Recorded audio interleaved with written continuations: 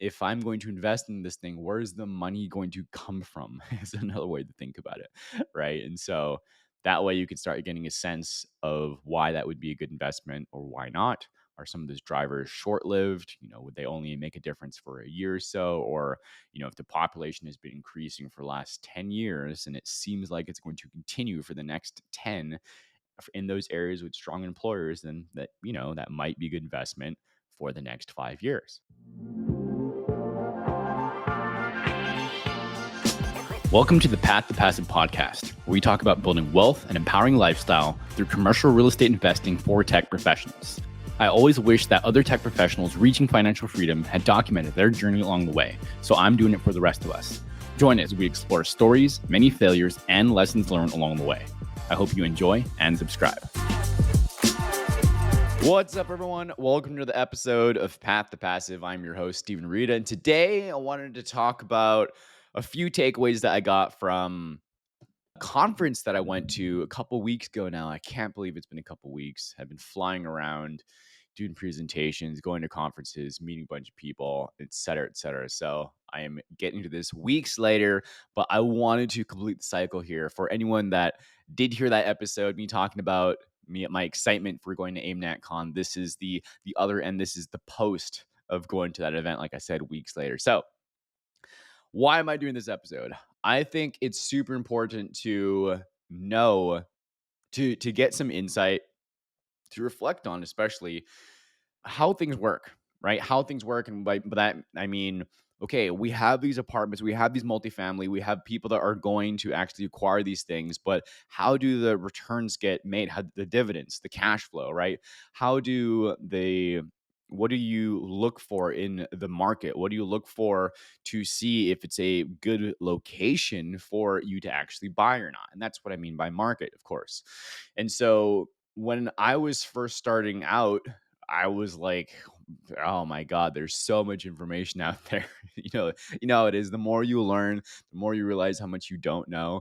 And that can be a great thing because you have a ton of runway to learn things and you have, but at the same time, it's like, what do you pay attention to first?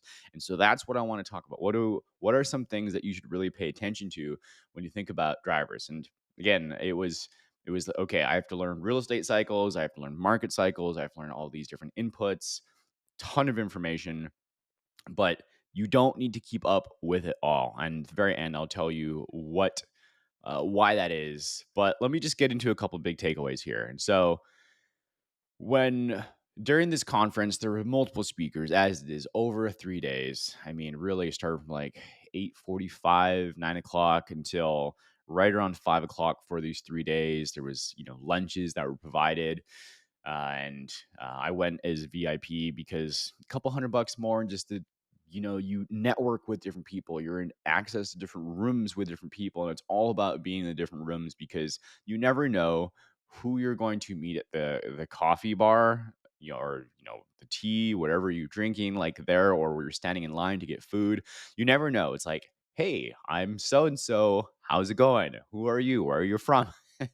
Small talk turns into big talk, and so that those are what builds relationships. And while it's true that you might not, you can meet someone fantastic anywhere, the if life is a game of probabilities, give yourself the best chances to quote unquote win, right? So just as a side tangent here, so we had multiple different speakers at the conference. They had multiple different speakers at the conference, and some of the ones that I wanted to talk about here was on the data, right? We're talking about some driving factors here, and some of these big takeaways are here about the data. Is this first one around affordability gap? And so, what do I mean about affordability gap? So, again, context here is around multifamily and apartments, units in there, as well as single family homes. So that's the affordability gap that we're referring to here, is that it's the affordability gap between a home and the average rent of an apartment. Okay. The affordability gap between a home and a single family home and the average unit's rent. And so what they're saying is that this is continuing to rise. Now, this is going to vary depending on the market where you live, where you're looking to invest, and all that. They showed a ton of information that came from Texas because, I'm based out of Texas, is where the conference was. And while they did show some national data, they also wanted to show some more local data to give the people in mind that, majority of people at the conference were going to invest in Texas as well. So just some idea, just numbers. For example, it's like it was like for a average unit's rent, as an example, it's like $1,800, and the average um, home payment is about $3,100. So, dude, that's a spread of like $1,200. So, just think about that from an affordability gap perspective. Why does this matter? It's because if you're renting, you have someone that's renting, and they're thinking about, okay, someday I'd like to own my own place. They have to go from $1,800 to $3,100, and that might be a really big gap for them. And so, an increase of 1,200. And so they have to cover that spread, cover that difference. And so if that continues to increase rent, if it stays around 1,800 as an example, and a single family home payment goes to 32, 33, 34, 35, it continues to grow, and that makes it more expensive and less affordable. And what that ends up meaning, to explain that some more, is that people are more likely to stay in apartments because of homes get so expensive. And so that leads me to a next thing, right? What it leads to is that we're not actually the data and the new the what's being shared is that we're not actually building enough homes across the United States. And when I was really getting investing, I was thinking, okay, I hear about this thing about the housing crisis, but how is this front and center for me? And I've covered this on a couple episodes now with different guests. Charles Covey comes to mind, Casey Stratton, who I just talked with recently. Both, in multifamily build, Charles and build to rent, and Casey and multifamily out there in Washington, but and many others I've talked to as well. But I wanted to get clarification on, what does this mean? What are we talking about, this housing crisis? Because it's not really front and center. At least I'm not seeing it at the time, or wasn't seeing it before. And what it is that we're not building enough homes in the United States, and we're not doing it fast enough. So just some numbers, and based on my notes and things I found, I believe these numbers to be true, but don't absolutely quote me on these. Is that it's about, I think, 600,000 houses a year just to keep up with demand, and I think that is absolutely crazy. That I think it's, knowing that the number is around 600,000. It doesn't seem like a lot, but the fact that we can't build that quick enough is a whole different thing. And so just having more and more units available in houses, so that we can have people to bring in some more supply of houses, helps to solve for some of that pricing as well, because it's a supply and demand function for the affordability gap too. If there's less, right, then the money is, the houses get more expensive because more people want it. They're able to overbid more. That's makes the market go much bigger, and some things get overpriced. So not building of houses means less supply and greater costs is the point, which is why I wanted to mention that particular uh, driving factor here. The third one is loan qualification remains a significant barrier. And what that means is that when you think about household earnings and what they are, well, based on data that I saw, is that here from a Marcus and Millichap screenshot, one that I'm looking at right now, and I was looking at before the episode because I wanted to go back and get my report of the numbers that I saw reported, is that from a number of households that qualify for a median priced home loan, I think that was right around about 350 or so on the house. That one I don't have in front of me. Should have had, but I can certainly check into, is that 26% of households are only able to qualify for a medium priced home loan. So that means that you want to look at the economic power that a household has, so that they can actually get a loan, so that they can actually go and buy a house, go and buy a single family home. And so that means is that if less and less people are able to afford it, then that means they're going to be staying as renters as well. And let's talk about this for a second because on the one hand, it sounds I think there's kind of a gray streak in this. What I mean is like, man, that sounds terrible, right? That they're not able to do that. But if we flip around this on the other side, and this gets to a whole bigger philosophy here too of, well, if you're investing in apartments and you're investing in multifamily, then well, the mission should be to provide the most safe, the most clean, the most reliable, the has the best amenities that you can actually put in there to serve the tenant, serve the customer that is in there to give them the best experience of living, quality of life, et cetera, et cetera, et cetera. And as long as you're driving that mission, then things like the market, like, the affordability gap and stuff like that, well, there's things that you can absolutely, work to do on the side as well. You have to play the cards that you have for the market that you're in and the economy as well.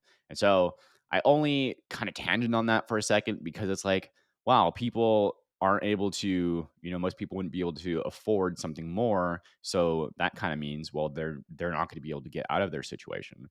And I just wanted to provide that highlight to your, serving the mission of being able to serve them at the best way possible is a good thing as well. So anyway, kind of moving on from here is another thing to think about is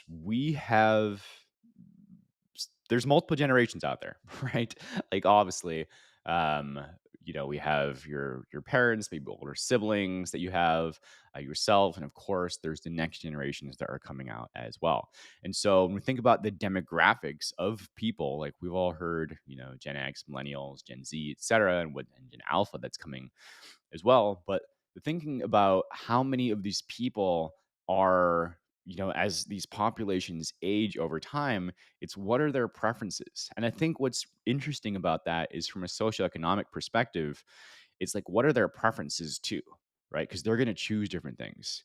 I just saw this thing yesterday looking in tech where, search engines are are going to be deprecated, in a matter of time speaking, because if you can go to your favorite AI tool, right, then why would you possibly go to a search engine and try and search for things yourself when you can just go to, like a chat GPT or an, a Gemini, a Bedrock, or whatever it is, Claude, etc., right, to just get information.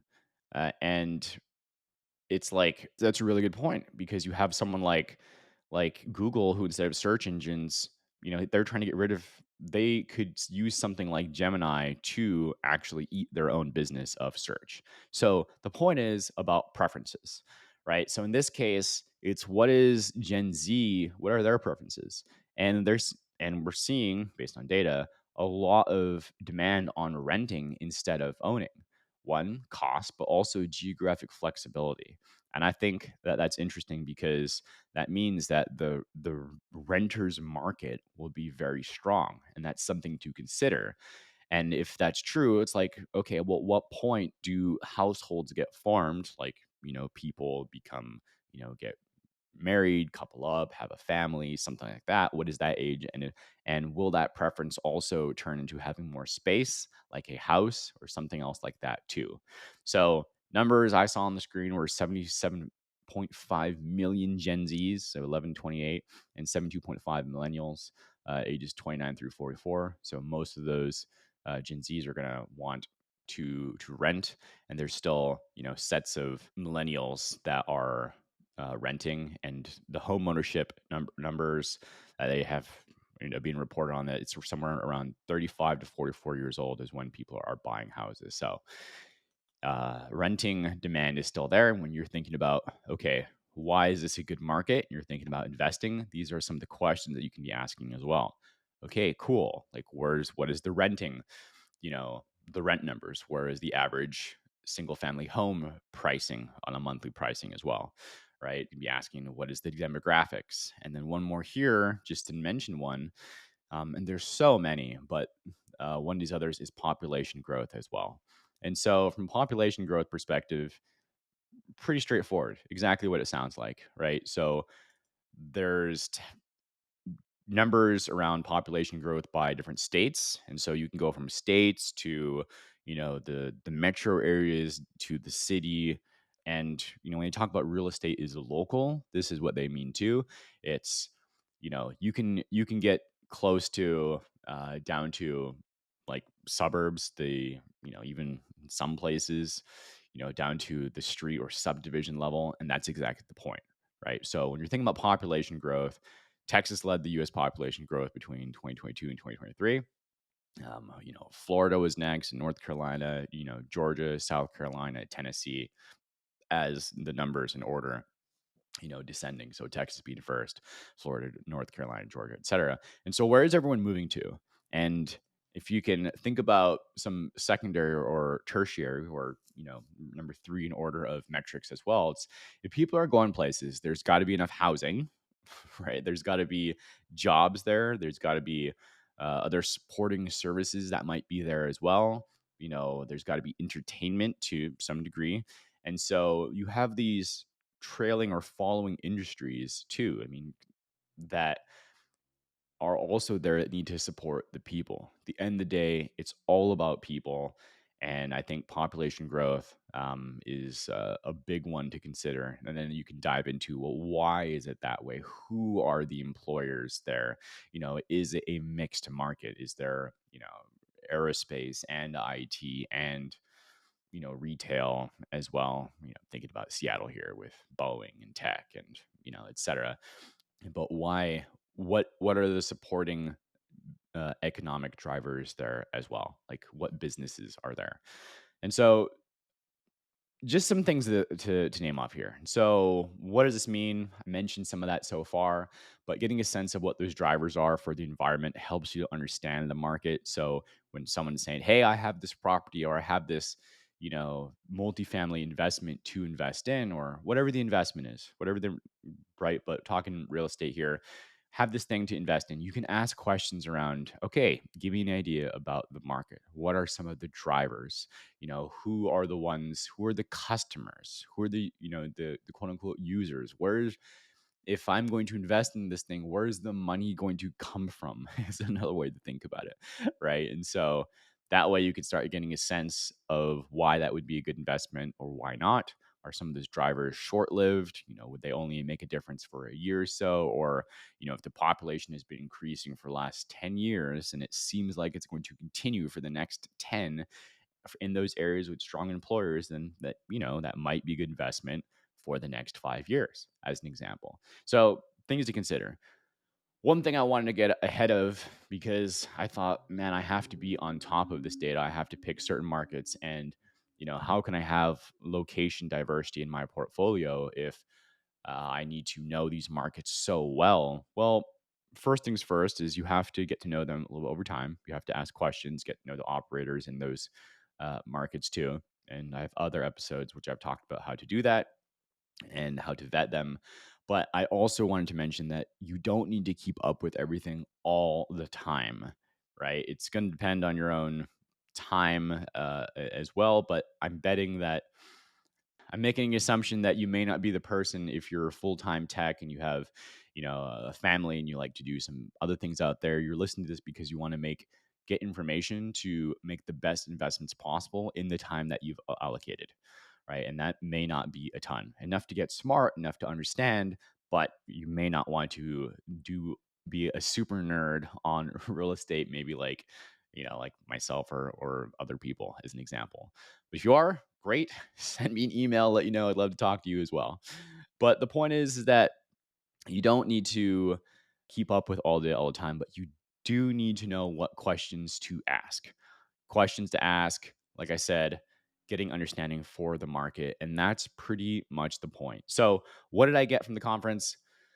I got a ton of stuff, really got a ton of stuff. But I think that I wanted to put together an episode I thought would be purposeful and have some good takeaways for you as a listener, for you as the audience. And I think really just getting to the fundamentals of what makes a good investment, where are the market drivers, what questions should I ask?